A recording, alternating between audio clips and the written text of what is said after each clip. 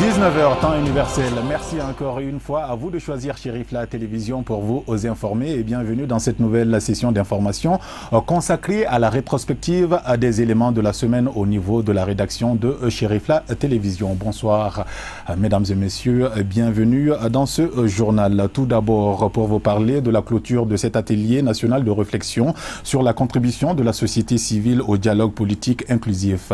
La cérémonie de clôture était placée sous la présidence de M. Amadou Thiam, ministre des Réformes institutionnelles et des relations avec la société civile. Une session à l'issue de laquelle des recommandations ont été formulées en vue des prochaines consultations sur les grandes réformes institutionnelles. Nous revenons sur les temps forts de cet élément avec Alhamidou Badini, Amadou Kamara Sidounyaré et Abdoulaye Sogodogo. Cette cérémonie de clôture de l'atelier de réflexion sur la contribution de la société civile au dialogue politique inclusif aura tenu toutes ses promesses. Il a été procédé notamment à la lecture de la synthèse des activités et des résolutions. Plusieurs recommandations ont été formulées par les 5 groupes de travail à l'occasion de cet atelier, concourant à la restauration effective de la paix, la cohésion sociale et le vivre ensemble.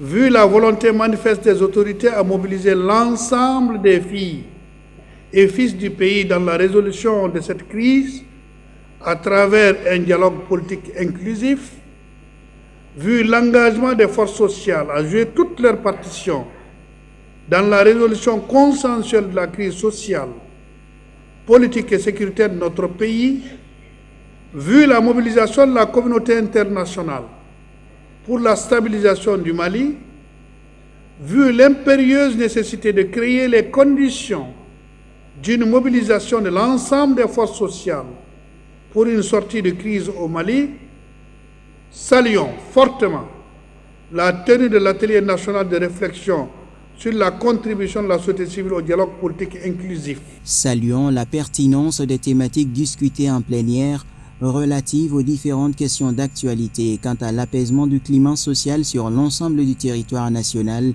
le ministre des Réformes institutionnelles et des relations avec la société civile se réjouira de la tenue de cet atelier de réflexion des forces sociales du Mali.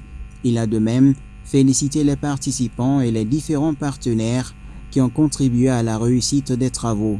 Permettez-moi d'ores et déjà d'exprimer toute ma satisfaction quant à la qualité de la participation de toutes les composantes de la société civile à cette rencontre du donner et du recevoir. Cela témoigne sans nul doute de l'intérêt particulier que les uns et les autres accordent au rétablissement de la paix et au renforcement de la cohésion sociale dans notre pays. Je note avec une attention que 5 grandes thématiques issues de vos réflexions ont donné lieu à des débats très animés et fructueux. Grâce à votre assiduité aux travaux et votre sens élevé de la responsabilité, vous avez analysé avec minutie tous les éléments d'appréciation de la crise multidimensionnelle qui a secoué notre pays. Je puis vous donner l'assurance que les conclusions et recommandations pertinentes formulées au cours de cet atelier, notamment sur le format, le contenu du dialogue, les réformes nécessaires seront transmises au triumvirat et au Comité national d'organisation du dialogue politique inclusif. Rappelons que cet atelier national de réflexion sur la contribution de la société civile au dialogue politique inclusif a réuni 600 participants des 60 cercles du Mali, les 6 communes du district de Bamako et de la diaspora.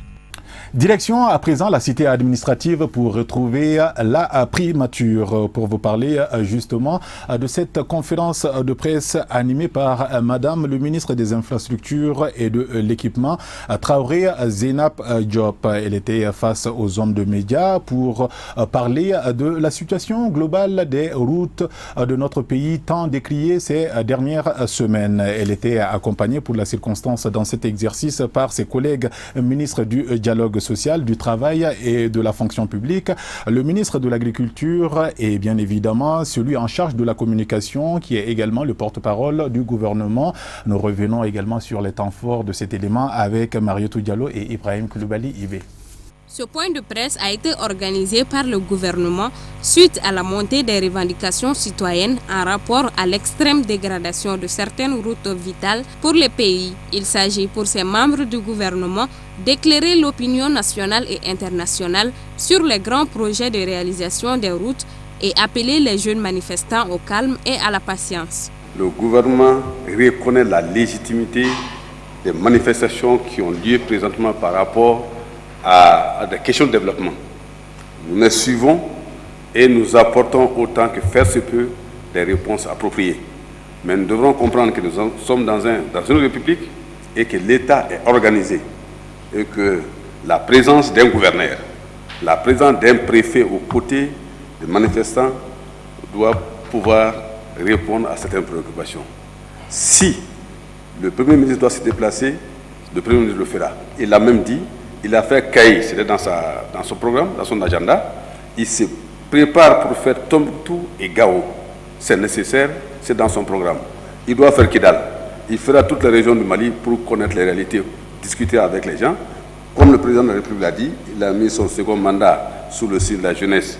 C'est un jeune qui a aujourd'hui le gouvernail et je pense qu'il doit pouvoir aller écouter ces jeunes qui aujourd'hui, de plus en plus, veulent revendiquer légitimement leurs droits. Le ministre des Infrastructures et de l'Équipement, Mme Traoré Seynabou Diop, a passé au peigne fin les grands projets de son département avant de demander à la presse de transmettre à la population sa demande d'indulgence. Les travaux en cours aujourd'hui que nous avons, c'est Kaï-Sadiola, la route Kaï-Sadiola qui est finie à 80% et qui va reprendre après l'hivernage. Il y a le deuxième pont de Kaï et c'est 17 km de voirie dans la ville de Kaï pour rejoindre le pont. Il y a aussi le Kouloubleni Kalabankoro dans Bamako qui est en train de travailler et qui est en train d'être exécuté. Nous avons 4 km, nous avons la bretelle Katele-Kadiolo-Zegwa qui est en cours et 4 km de voirie dans la commune urbaine de Kadiolo. Nous avons un grand projet aussi qui s'appelle Zantebou-Kolondjeba, frontière Côte d'Ivoire qui est en cours. Et nous avons les deux voies de la traversée de Sikasso. Le ministre de l'Agriculture et celui du dialogue social ont appuyé Mme Traoré Seynabou Diop dans cette démarche. Et nous mettons à présent le cap sur la commune 1 du district de Bamako pour vous dire que le guide spirituel des Ansar, non moins président du groupement des leaders spirituels musulmans du Mali et président du Haut Conseil islamique du Mali, a reçu en début de semaine à son domicile de Bangoni Diagninabougou une importante délégation des responsables de l'ONG Save the Children, accompagnés de certains membres du Récotrad.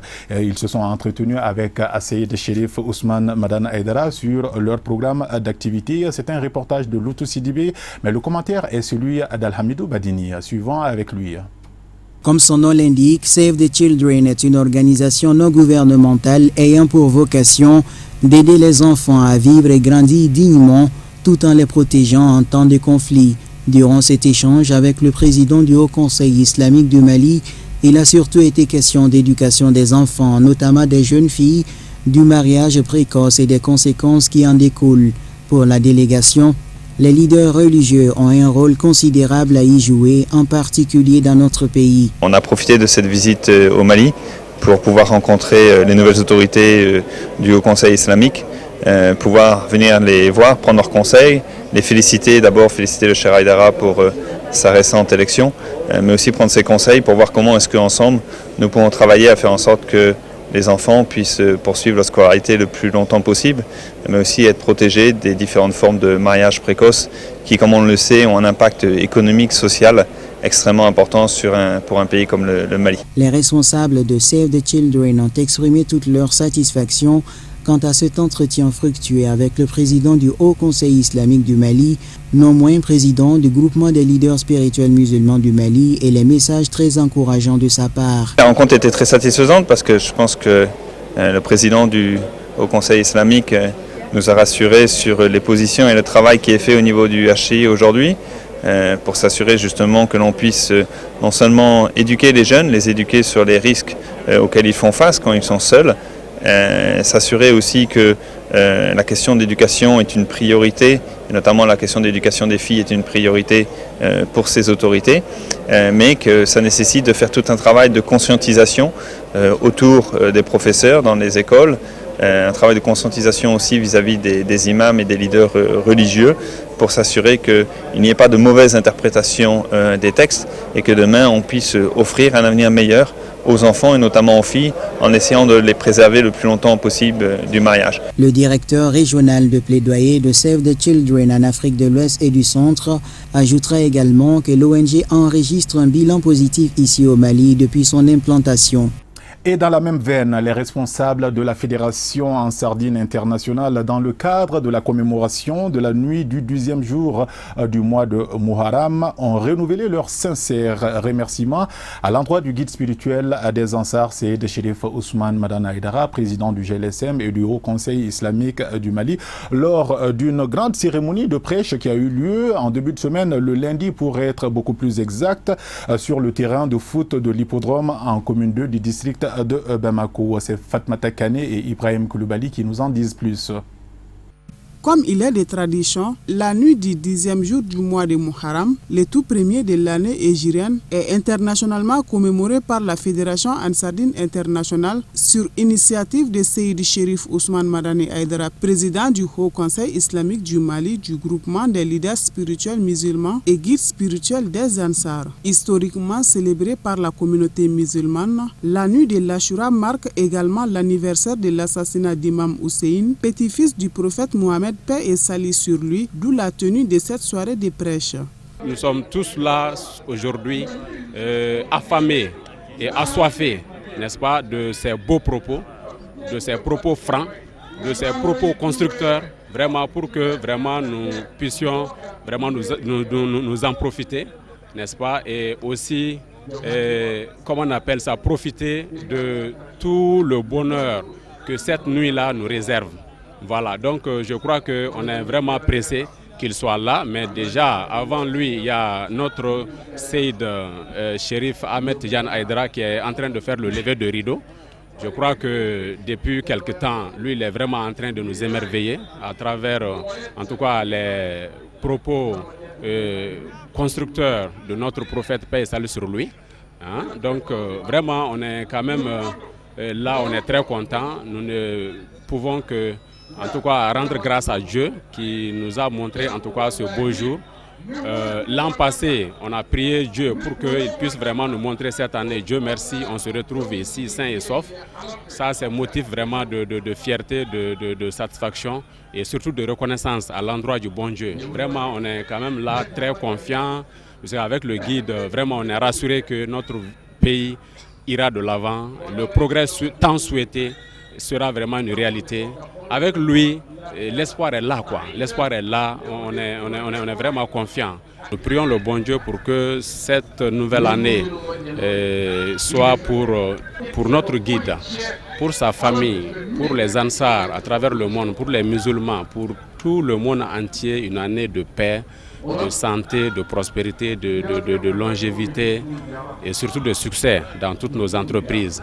Priez le bon Dieu pour qu'il puisse accorder une longue et meilleure vie à notre guide, à Seyyed Cherif Ousmane Madani Aidara. Cette soirée particulièrement consacrée à la mémoire d'Imam Hussein et sa sainte famille, regroupant plusieurs personnalités religieuses du Mali et de l'extérieur du pays, est un moment d'émotion eu égard au sort réservé à la sainte famille de l'envoyé de Dieu par les ennemis de l'islam. Les responsables de la Fédération Ansardine internationale ont rendu un vibrant hommage à Seyyed Cherif Ousmane Madani Aidara. Ils ont par ailleurs, au nom de tous les militants, réitéré leur engagement auprès du guide et sa famille. Moi, personnellement, beaucoup d'hommes de sens à cette nuit. Pour moi, cette nuit est une nuit de tristesse et d'angoisse pour les musulmans. Vous savez que c'est pendant cette nuit-là que les ennemis de l'islam ont massacré la famille du guide. Donc justement, voilà pourquoi nous avons effectué le déplacement d'Abidjan à Bamako pour venir soutenir notre guide, le témoin, notre soutien et notre amour et prier pour lui pour que Dieu puisse le garder longtemps parmi nous et qu'il le protège ainsi que toute sa famille. Également bénéficier de ces bénédictions et prier pour le Mali.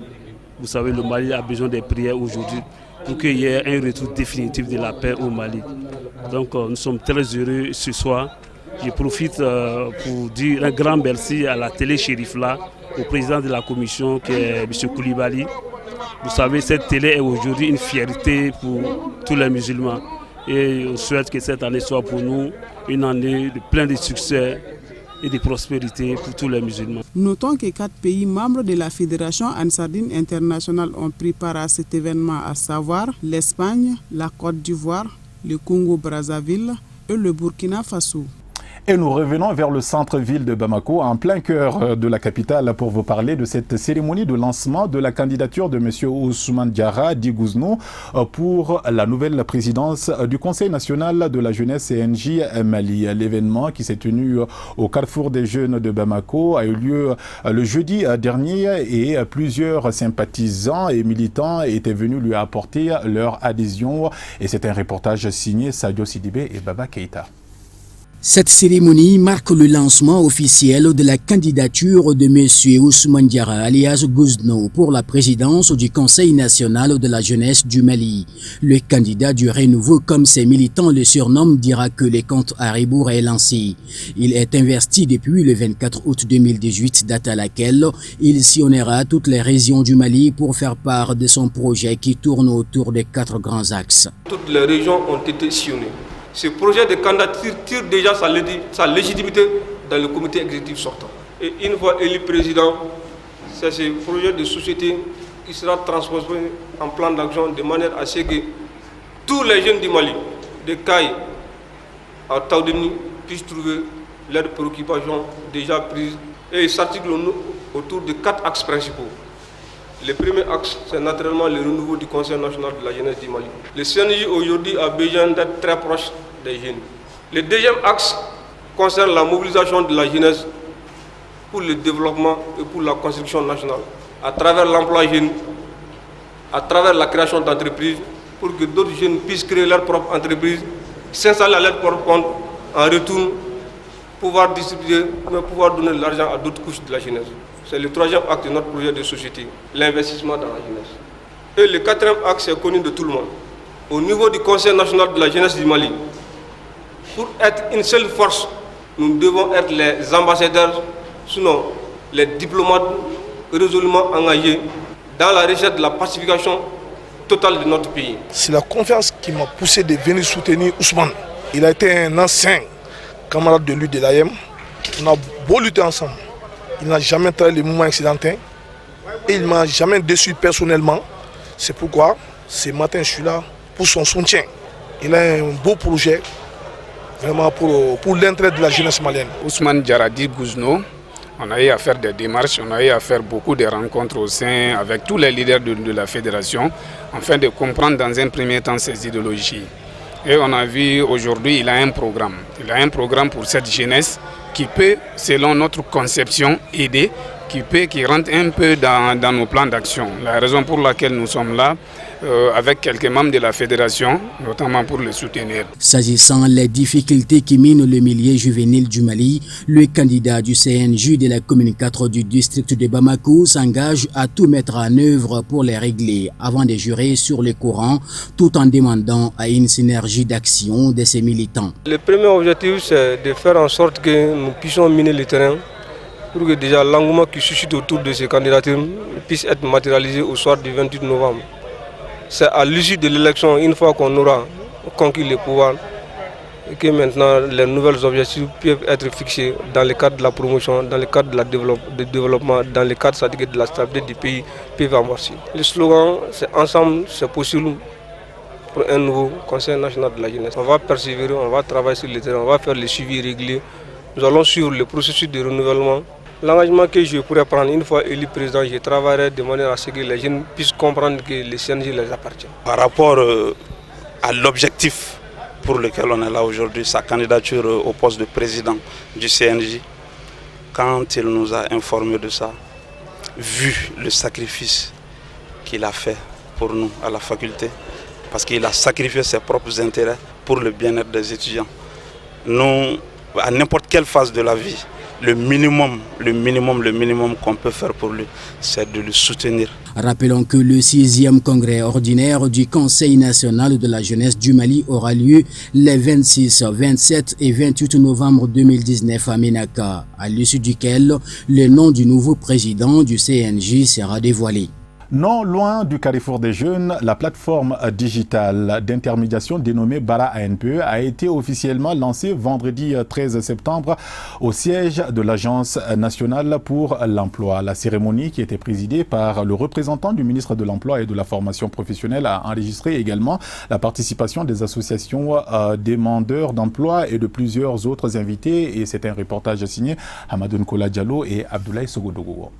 La plateforme digitale d'intermédiation dénommée Bara ANPE a pour objectif général l'amélioration des performances dans le rapprochement de l'offre et de la demande d'emploi à travers la digitalisation des outils d'intermédiation. Cette plateforme très innovante permet de mettre en relation les structures et les demandeurs d'emploi et de fournir des statistiques fiables. C'est pour faciliter un peu le travail au quotidien que nous faisons, l'intermédiation, qui est la mise en relation de l'offre et de la demande d'emploi.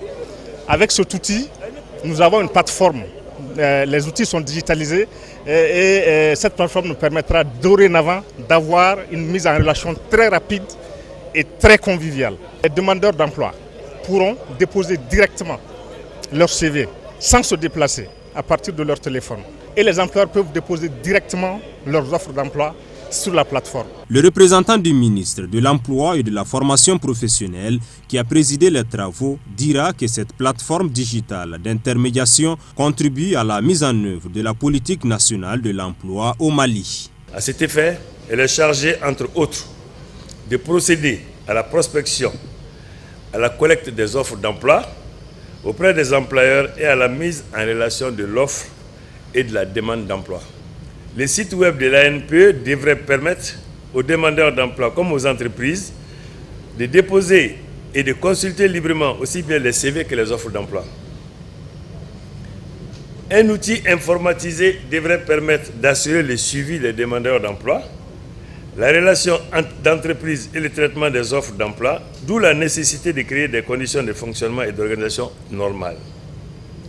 C'est dans cette dynamique et pour accompagner les mutations numériques incontournables conformément aux dispositions pertinentes du PSD, que l'ANPE propose ces services en ligne en temps réel en vue d'améliorer de façon significative ses offres de services en matière d'intermédiation et faire de l'ANPE un service public d'emploi performant, adapté aux exigences du marché de l'emploi. Rappelons que l'application Bara ANPE est composée de 3 logiciels et d'un système d'alerte SMS, tous connectés en temps réel à une base de données centrale. L'objectif est de fournir pour tout le pays une base de données unique de recherche d'emploi. Une présentation détaillée de l'outil d'intermédiation avec des démonstrations a mis fin à la cérémonie de lancement.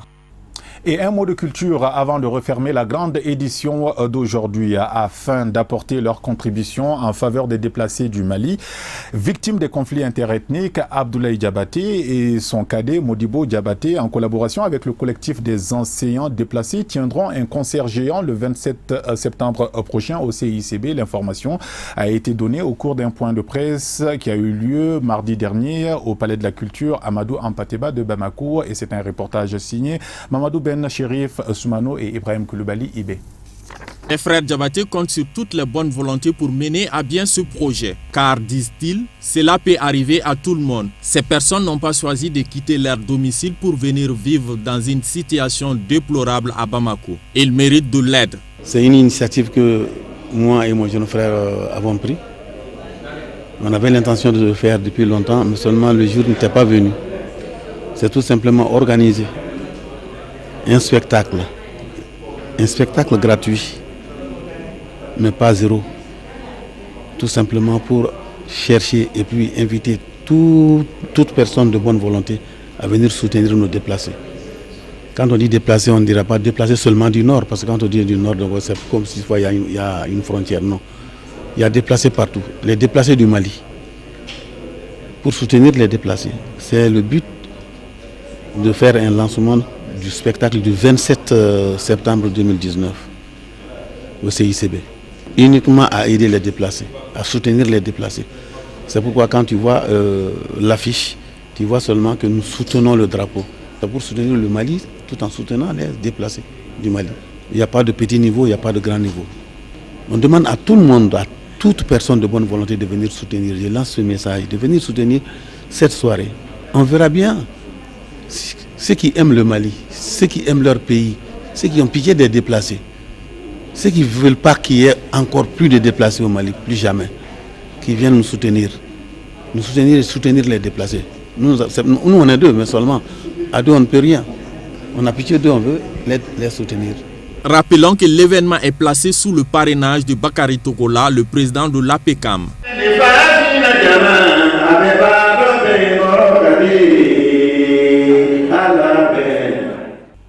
Point final donc à la grande édition d'aujourd'hui, en espérant que vous y aviez prêté une attention toute particulière. À 21h, vous avez rendez-vous avec Moussa Fomba pour la version en langue nationale Bamanakan. Excellente suite de programmes sur Chérif La Télévision et surtout bon début de semaine à toutes et à tous. À très vite. Merci encore.